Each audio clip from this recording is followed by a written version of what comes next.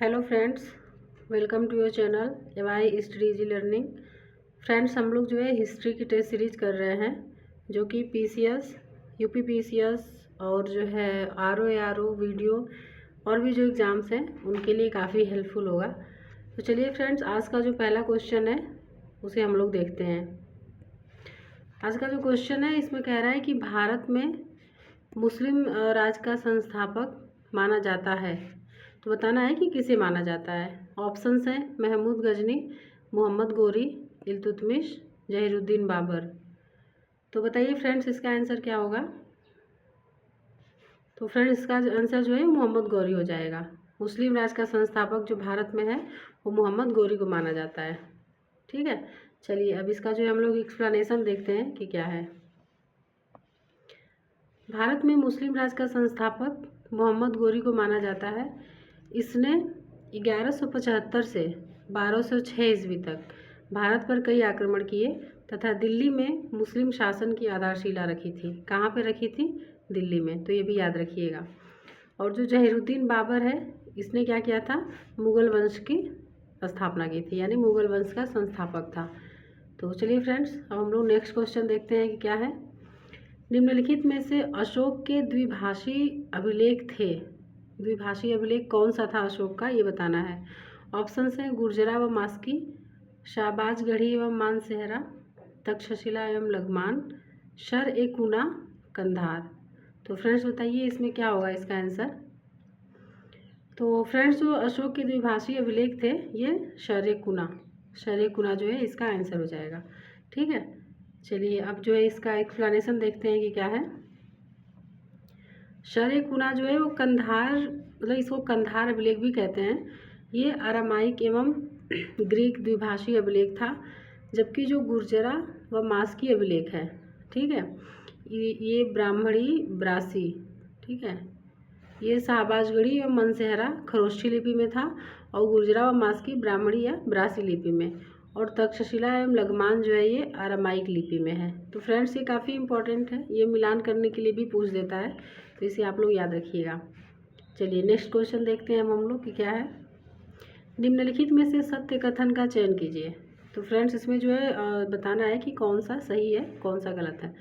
तो इसके ऑप्शंस हैं, देखते हैं। जातक ग्रंथों में बुद्ध के पूर्व जन्मों की काल्पनिक कथाएं हैं। किसमें? जातक ग्रंथों में।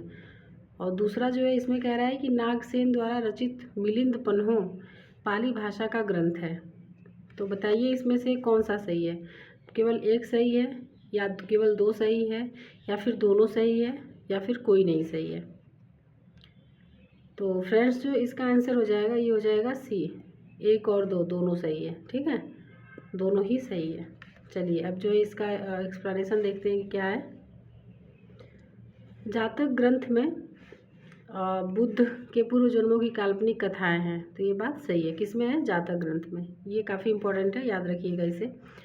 और जातक ग्रंथों की जो रचना है ईसा पूर्व पहली शताब्दी में आरंभ हो चुकी थी, जिसका स्पष्ट प्रमाण कहाँ पे है? भरहुत और सांची के स्तूप की वेष्टनी पर उत्कीर्ण दृश्यों से स्पष्ट है। तो ये भी याद रखिएगा कि कहाँ पे है, तो भरहुत और सांचू के स्तूप पे है। जातक ग्रंथ गद्य एवं पद्य दोनों में लिखे गए हैं। ठीक है, तो ये भी काफ़ी इंपॉर्टेंट है कि पूछ देगा कि केवल गद्य में है या पद्य में है, तो ये दोनों में लिखे गए हैं। नागसेन द्वारा रचित जो मिलिंद पन्हों है वो पाली भाषा का ग्रंथ है। इसमें जो है यूनानी राजा मिनांडर और बौद्ध भिक्षु नागसेन का दार्शनिक वार्तालाप है। यूनानी राजा मिनांडर, ये भी याद रखिएगा, और बौद्ध भिक्षु नागसेन का दार्शनिक वार्तालाप है। चलिए अब हम लोग जो है नेक्स्ट क्वेश्चन देखते हैं। सिंधु सभ्यता की जनसंख्या मिश्रित प्रजाति की थी। निम्नलिखित में से कौन सी इसमें शामिल नहीं थी? इस बताओ, ऑप्शंस हैं अल्पाइन, भूमध्य सागरीय, मंगोलॉयड और नेग्रिटो। तो फ्रेंड्स बताइए क्या होगा इसका आंसर। इसका आंसर हो जाएगा नेग्रिटो। नेग्रिटो जो है ये मिश्रित प्रजाति की नहीं थी, ये इसमें शामिल नहीं थी। चलिए इसका जो है एक्सप्लेनेशन देखते हैं हम लोग कि क्या है। नेग्रिटो जो है वो पूरा पाषाण काल के मनुष्य की प्रमुख जाति थी। कब की थी? पूरा पाषाण काल के। जबकि सिंधु सभ्यता की निम्नलिखित प्रजातियाँ थीं अल्पाइन, भूमध्य सागरीय, मंगोलॉयड, पोर्टो ऑस्ट्रेलॉयड। तो याद रखिएगा, संदेश सभ्यता की जो प्रजातियाँ थीं ये चारों थीं, और बाकी जो है नेग्रिटो जो है ये पूरा पाषाण के काल के समय की थी। ठीक है, चलिए अब नेक्स्ट क्वेश्चन देखते हैं हम लोग। सुरक्षा कपाट सिद्धांत किससे संबंधित है? सुरक्षा कपाट सिद्धांत बताना है। ऑप्शंस हैं servants of India society, land holders society, भारतीय राष्ट्रीय कांग्रेस, ऑल इंडिया एसोसिएशन। तो फ्रेंड्स बताइए इसका क्या आंसर होगा? इसका जो आंसर है ये हो जाएगा भारतीय राष्ट्रीय कांग्रेस। सुरक्षा कपाट सिद्धांत जो है ये भारतीय राष्ट्रीय कांग्रेस से संबंधित था। चलिए इसका जो एक्सप्लेनेशन देखते हैं कि क्या है। एवो ह्यूम द्वारा 1885 ईस्वी में मुंबई में स्थापित भारतीय राष्ट्रीय कांग्रेस को 1916 में यंग इंडिया में प्रकाशित अपने लेख में गर्मपंथी नेता लाला लाजपत राय ने सुरक्षा कपाट की संज्ञा दी थी। तो फ्रेंड्स ये भी याद रखिएगा कि सुरक्षा कपाट की संज्ञा किसने दी थी, तो ये थे लाला लाजपत राय। ठीक है, काफ़ी इम्पोर्टेंट है ये। चलिए अब नेक्स्ट क्वेश्चन देखते हैं हम लोग। सुभाष चंद्र बोस को राष्ट्रनायक किसने कहा था? तो ऑप्शंस हैं जवाहरलाल नेहरू, महात्मा गांधी, रविन्द्रनाथ टैगोर, वल्लभ भाई पटेल। तो फ्रेंड्स इसका जो आंसर है ये हो जाएगा रविन्द्रनाथ टैगोर। रविन्द्रनाथ टैगोर जी ने सुभाष चंद्र बोस को राष्ट्रनायक कहा था। ठीक है, चलिए आगे देखते हैं। रविन्द्रनाथ टैगोर ने सुभाष चंद्र बोस को राष्ट्रनायक तथा गांधी जी ने बोस को क्या कहा था? देशभक्तों का देशभक्त कहा था। किसने? गांधी जी ने कहा था। जवाहरलाल नेहरू ने बोस को भारतीय देशभक्ति की ज्वलंत तलवार कहा था। किसने कहा था? जवाहरलाल नेहरू ने कहा था। तो ये भी याद रखिएगा, ये भी काफ़ी इम्पोर्टेंट है कि किसने क्या कहा था। सुभाष चंद्र बोस काबुल से ऑरलैंडो मसोट्टा नामक इटालियन नाम से पासपोर्ट लेकर रूस गए थे। किस नाम से? मसोट्टा। उन्होंने मलेशिया में आह्वान करते हुए कहा, तुम मुझे खून दो मैं तुम्हें आज़ादी दूंगा। तो कहाँ पे कहा था? मलेशिया में कहा था। ये भी याद रखने वाली बात है। चलिए हम लोग आगे देखते हैं नेक्स्ट क्वेश्चन क्या है। दीवाने मुस्तक राज किससे संबंधित था? दीवाने मुस्तक राज जो है वो किससे संबंधित था? तो ऑप्शंस हैं भू राजस्व विभाग, मनोरंजन विभाग, अर्थ विभाग, कर विभाग। तो फ्रेंड्स ये जो है दीवाने मुस्तक राज जो है ये भू राजस्व विभाग से संबंधित था। किससे संबंधित था? भू राजस्व विभाग से। चलिए आगे देखते हैं। दिल्ली सल्तनत में अलाउद्दीन खिलजी ने दीवाने मुस्तक राज की स्थापना की थी, जो भू राजस्व विभाग से संबंधित था। किससे? भू राजस्व विभाग से संबंधित था। भूमि कर की पर्याप्त एवं पूर्ण वसूली के लिए इस विभाग का सृजन किया गया था। ठीक है, तो दीवाने मुस्तक राज याद रखिएगा कि किस विभाग से संबंधित था। चलिए फ्रेंड्स अब हम लोग नेक्स्ट क्वेश्चन देखते हैं।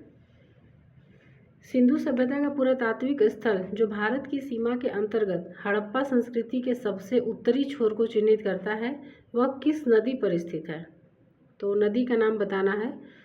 ऑप्शंस हैं चिनाब, घग्गर, सिंधु, झेलम। तो फ्रेंड्स बताइए इसका आंसर क्या होगा? इसका आंसर हो जाएगा चिनाब। ठीक है, चिनाब जो है वो सबसे उत्तरी छोर को चिन्हित करता है। चलिए आगे देखते हैं। हड़प्पा सभ्यता का भारतीय सीमा में सर्वाधिक उत्तरी पुरा स्थल मांडा है। अगर पूरा स्थल पूछेगा कि क्या है सर्वाधिक उत्तरी, तो मांडा हो जाएगा, जो कहाँ पे है? जम्मू कश्मीर में चिनाब नदी के दाएं तट पर स्थित है। ये याद रखिएगा, दाएं तट पर स्थित है। जबकि दक्षिणी छोर पर क्या है? दैमाबाद है। ठीक है, जो महाराष्ट्र के अहमदनगर में स्थित है। अब यह जो है ये गोदावरी की सहायक प्रवरा नदी के तट पर स्थित है। दैमाबाद कहाँ पे है? प्रवरा नदी के तट पर स्थित है। हड़प्पा संस्कृति का सबसे पश्चिमी पूरा स्थल जो है वो सुतका गेंडोर है, जो कि कहाँ पे है? पाकिस्तान के बलूचिस्तान में स्थित है। और पूर्वी स्थल उत्तर प्रदेश के आलमगीरपुर में स्थित है। तो फ्रेंड्स ये काफ़ी इंपॉर्टेंट है, कभी कभी मिलान करने के लिए दे देता है स्थल का नाम भी और नदी का नाम भी, तो याद रखिएगा ये। भारतीय सीमा के बाहर हड़प्पा सभ्यता का सर्वाधिक उत्तरी छोर मुंडीगाक है। मुंडीगाक, शोर्तगई दोनों जो है कहाँ पे हैं? अफगानिस्तान में स्थित हैं। ये थोड़ा एक नया पॉइंट था जो इसे याद रखिएगा आप लोग। चलिए अब नेक्स्ट क्वेश्चन देखते हैं कि क्या है। मोहम्मद बिन तुगलक के अंतर्गत दीवान ए कोही किस विभाग की देखभाल करता था? तो ऑप्शन हैं धार्मिक विषय, कृषि की उन्नति, सेना, न्यायिक प्रशासन। तो फ्रेंड्स क्या होगा इसका आंसर? इसका जो आंसर है ये हो जाएगा कृषि की उन्नति। दीवाने कोही जो है वो कृषि विभाग को देखता था। चलिए इसका जो है एक्सप्लेनेशन देखते हैं कि क्या है। मोहम्मद बिन तुगलक का प्रशासन जन कल्याण के लिए सदैव तत्पर रहता था। उसने राज्य की ओर से सीधी आर्थिक सहायता प्रदान कर कृषि योग्य भूमि बढ़ाने के लिए कृषि विभाग का निर्माण किया, जिसका नाम क्या था? दीवाने कोही था। ठीक है, तो दीवाने कोही जो है कृषि विभाग था। चलिए आज का जो लास्ट क्वेश्चन है उसे देखते हैं। अशोक ने गया जिले में बराबर की पहाड़ी पर किसके लिए गुफाएं खुदवाई थी? अशोक ने जो है खुदवाई थी। तो ऑप्शन है स्थिरवादी, निंगट, शून्यवादी, आजीवक। तो फ्रेंड्स बताइए इसका क्या आंसर होगा? इसका जो है आंसर हो जाएगा आजीवक। ठीक है, चलिए इसका जो एक्सप्लेनेशन देखते हैं। सम्राट अशोक ने पहाड़ों की चट्टानों को काटकर गुफाओं के निर्माण की वास्तुकला के इतिहास में एक नई शैली का प्रारंभ किया था। किसने किया था? अशोक ने। गया में बराबर की पहाड़ी में आजीवक संप्रदाय के लिए करण, चौपड़, सुदामा व विश्व झोपड़ी नामक गुफाओं का निर्माण करवाया था। तो ये भी याद रखिएगा कि करण, चौपड़, सुदामा व विश्व झोपड़ी, ये नाम याद रखिएगा, ये गुफाएं हैं। ठीक है, तो फ्रेंड्स ये थे हमारे आज के क्वेश्चन। उम्मीद है आप लोगों को ज़रूर पसंद आएंगे। तो फ्रेंड्स मिलते हैं अब नेक्स्ट वीडियो में। तब तक के लिए ध्यान रखिए, पढ़ते रहिए। बहुत बहुत धन्यवाद।